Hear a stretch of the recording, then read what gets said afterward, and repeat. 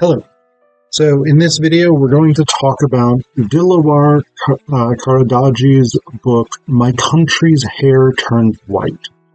So I say Karadaghi's book. That's not strictly speaking true. This is a collection of a few of Karadaghi's poems translated from the original Kurdish by J.R. Homer and Mike Bainman. So I don't think Karadaghi actually sort of created this book as such, although he may very well have had a hand in the creation of it. But it wasn't, as far as I can tell, written by Karadaghi as a specific collection. I do want to mention this very quickly. I am not sure how exactly to pronounce the name of Dilawar Karadaghi. I have settled on a pronunciation that I'm going to be using. It may be wrong. If it is, I apologize. So my usual procedure is, when I'm not sure how to pronounce someone's name, I will try and watch YouTube videos in which someone else pronounces it, and I will use that as a guide. All of the videos that I was able to find on YouTube about Karadaghi were in what I take to be Kurdish. It might be Arabic, it might be another sort of language of the region, maybe Persian, whatever it is. But I assume Kurdish because he is a Kurdish poet. So yeah, that's that.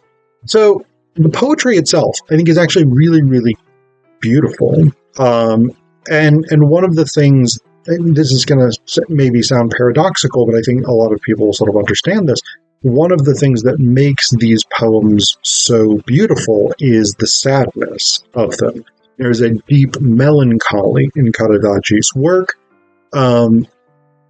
which I think is rooted in the Kurdish experience as a people who are divided between several different nation states, have regularly been targets of ethnic violence within those nation states, or repression based on ethnicity. They are people with a large diasporic population, I believe. So, there's very much, there seems to be, I think, a sort of longing for a Kurdish identity that the contemporary conditions in the Middle East are really not set up to provide for. So there is, again, this sort of sense of loss, this sense of wandering and exile throughout many of the poems. And moving, leaving, going, traveling are consistent images in the poems collected here. I'll also mention this. I think this is actually really, really cool, even though it's not helpful to me. This is a facing translation text. So on the one page is, again, what I take to be Kurdish. I don't know. I don't read or speak Kurdish or Arabic or whatever it is, so I would not be able to distinguish. And then on the facing side is the English translation. So that's actually quite a useful thing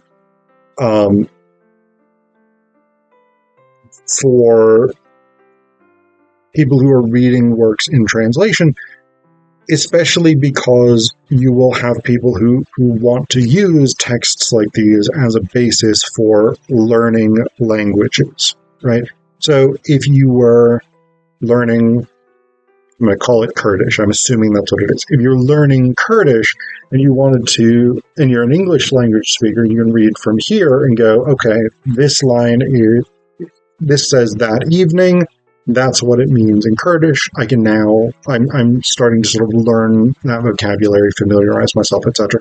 The same thing would go the other direction, right? If you know Kurdish and you want to learn English, yeah. So the actual poems themselves. A lot of them don't have direct specific references to individual events. They are more sort of generalized events or types of events that would be very common, and we'll read through some of those. But the one that is quite specific is, "In the blink of an eye, my country's hair turned white," which is where the title of this collection comes from. And this is a poem about the Iraqi chemical weapons attack on the town of Halabja in 1988. It's quite a long poem. All of the poems, all of Karadaghi's poems in this collection are quite long. So I'm not going to read this one to you, particularly since it's got a number of place names and I don't want to pronounce them wrong. But it is quite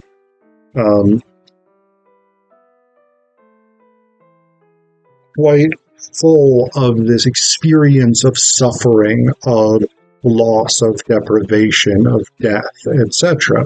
And it's quite a painful poem. But again, one of the things that is so central to Karadaghi's writing seems to be this sense of displacement, this sense of loss that comes with travel or going places or going into exile. So I'll read you this poem, Fatima's Evening Out. This is about a woman who is leaving, who is attempting to escape her patriarchal home or culture or whatever it is. And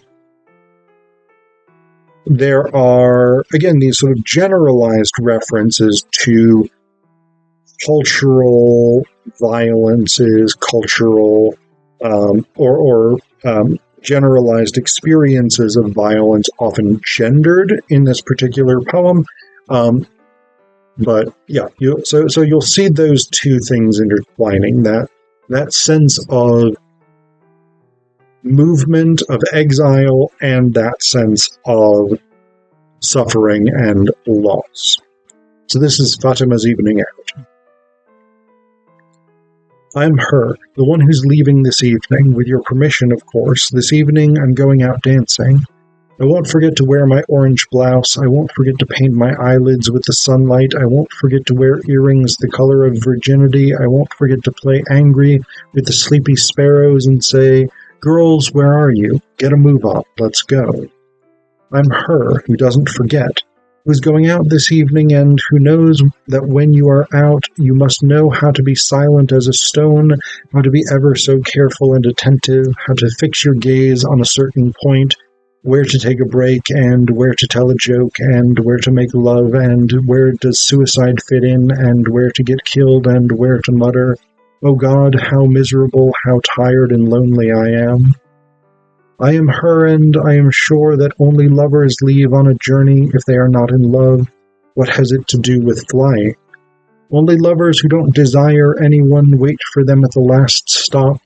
Only lovers who are always on a journey, have a little sky as a blessing, have had two homes ever since they existed, one in the desert and the other alongside the rain. I'm sorry to keep you waiting with all these wounds, with all this pain and all this blood, which bubbles out from virginity, from the night of murderers, from the history. I have so much pain that I want to scream out. Bring all this cold country to see you, all this cold world, two bloody gardens just like me nestle in my arms. I'm so heart-stricken that I don't even know if I'm going to die or if I want to keep talking and telling stories, or if I will reign without stopping until tomorrow. I am her, who is destined to journey till her last breath, who beyond the window and beneath the rain has to greet women born in sorrow, who died in sorrow until her last breath, to greet the women who have been pulling out their hair ever since they existed, who have been in pain ever since they existed, who have been beheaded and raped ever since they existed, who have been brimful of anger, of screaming, of waiting and knocks at the door. I'm her, the one who is destined to become a soulmate of these women, whose eyes are full of murdered seas, whose ears are full of drowned whispers, whose throats are full of weeping pigeons, whose hearts are full of driven-away letters. I'm her, a lover who will always be on a journey until my last breath.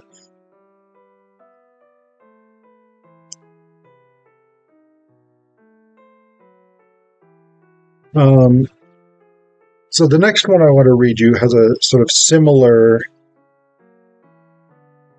feeling of loss surrounding leaving one's home or place, this time not by choice. So whereas Fatima's Evening Out really revolves around escape and the need to abandon one's home, one's place, in order to sort of get away from these experiences of violence and suffering that are linked to one's home. Poet's Neighborhood deals with or deals in part with a young man who has been kidnapped, whether this is sort of an individual kidnapping as such, or whether this is like ethnically motivated violence. Someone targeted this young man, Yusuf, because he's Kurdish, or whatever it is. Again, there's these sort of intertwined feelings of loss and displacement. So this is Poet's Neighborhood. Everywhere is sunny, my window is in shadow. A bird alights on a snow branch, dressing in black and sunlight. Sleepily, I go to the window. My mother drinks tea without sugar and murmurs in the corridor while the samovar bubbles in that early morning. Zuleika hangs clothes on the rooftop. A new row of footprints walked up to the threshold is left by someone who has sleepwalked to somewhere else. I think perhaps they are the footprints of the landlord who lives upstairs, who packed his bags at midnight and went on a long journey, or perhaps he went for a short stroll around the alley. It's even possible they are my footprints, and that currently I intend to go somewhere else. Everywhere is sunny. I would like a sip of a very sweet cup of tea, then pack my bags and sit in the back of a car. I feel that I'm unhappily happy. I am muttering prayers, oh God, let this be real. I was a happy boy in this house, where they were joyful, the dreams in this house. Kind was the sun that entered in a handful of flowers. I should not forget the gentle manners of the birds, who knew I was a poet, and, when I returned home and entered the courtyard, would sing politely. I had good neighbors in this neighborhood, kind neighbors. Everyone, with the rare exception, enjoyed poetry, especially the poetry of Naling. The children, too, with the rare exception. The children in their notebooks were all 10 out of 10, excellent and well done. I should add that I had a friend in this neighborhood. His name was Yusuf. Although he did not lack for anything, he was lonely like a flower pot. He was not just a good poet. He drew sketches from time to time and had very nice handwriting. One late autumn, they snatched that irreplaceable boy and killed him in a faraway place and left him alone. One evening, Yusuf, dead and on his feet, entered home and said, sobbing, "Oh, mother, I feel so much pain, bury me." Everywhere is sunny. I'm unhappily happy before picking up my bag, saying farewell and leaving. I would like to tell my mother last night's dream, but no, it's pointless. My mother always thinks that ever since childhood, night after night, I have packed my bag and sleepwalked away.